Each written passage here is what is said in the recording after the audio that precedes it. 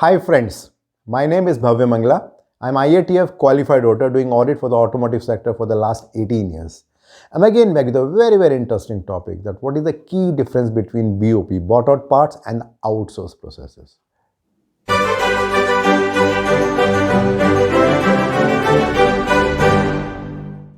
Well, in general, if you see around in our home also, we go to a grocery shop and we buy something. We purchase many things from online shopping, maybe clothes or maybe some electronic gadgets. These are all examples with respect to the BOP, bought out parts, you can say. And in general, if you look at our houses also, we do prepare the food at home. But in case there is a party or so many people are coming, so we hire somebody and that person come and prepare everything for us. So it can be an outsourced process. Something similar is happening in the manufacturing industry. So I'm going to tell you with respect to the or in the context of IATF 16949 with respect to the automotive sector. So let me first start with respect to the bought out parts. So by definition, when we talk bought out parts, the intent is the components or assemblies that are purchased from an outside supplier rather than which is being made inside the organization. And in general, whatever parts that we are procuring from outside, these are the core activities that we are getting.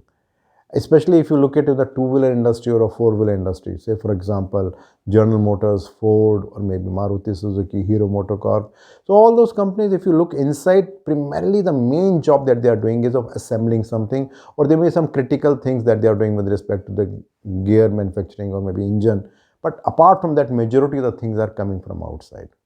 So if I give some example with respect to BOP or the bought out parts, so it may include some electronic components, plastic components, raw materials with respect to the sheet metal, plastic granules, say bulbs, wiring harness, and there can be so many examples with respect to the bought out parts that we are procuring.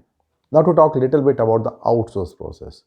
So there is a specific definition which is given in ISO 9000 2015 as well as IATF 16949.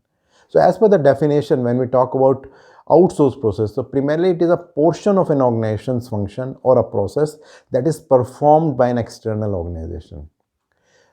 In easy language, when we talk about outsource process, so they are outside the scope of the management system, but the outsource process or the function is within the scope of the audit whenever that audit is being done.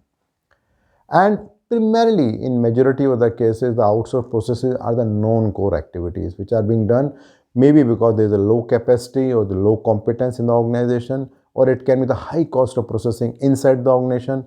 Maybe the inadequate space is there. That could be some of the reason. And the key purpose why the outsourcing is being done is primarily to lower the cost, to improve the efficiency, to gain the speed of the manufacturability, and sometimes to make the operations more flexible.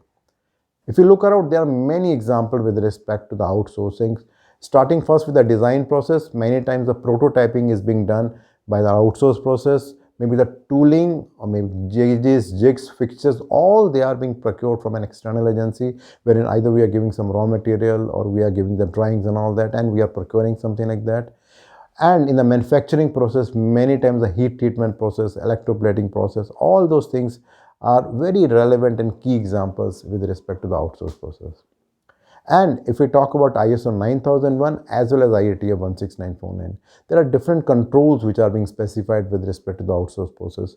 It can be with respect to the documented process, how to select the outsource processes, what kind of controls that needs to be there with respect to the supplier performance, what can be the possible risk, how to mitigate those risks, what needs to be done with respect to ensuring that the regulatory and statutory requirements are being taken care. Now, after talking about the differences, there are certain common things also which are there both for the bought out parts as well as the outsource process. So the first and the foremost is that the common supplier performance monitoring process is there, that in both the cases it is important to monitor the supplier performance. In both the cases, supplier selection process is there.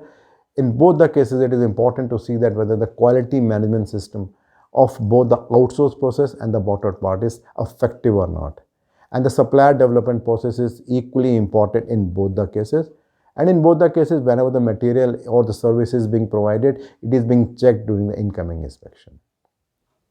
To talk about some of the key challenges that industry is facing with respect to BOP as well as the outsource process. The first and the foremost is, in general, there are a lot of controls which are there in the management system with respect to the incoming inspection or the bought out parts. But with respect to the outsource process, generally it is being neglected. Then the second challenge is that in general there is a good control which is defined that how to monitor the performance of the supplier when the material is coming from outside. But with respect to the outsource process in general, I don't know why we don't give that much of importance and we don't consider that they are equally important with respect to the supplier performance. And thirdly, in in general in the organization you will find a very concrete and very structured plan how to develop the suppliers who are giving you bought out parts. But with respect to the outsource processes in general, we generally don't plan anything, or even if something is there, then it's very minuscule in general.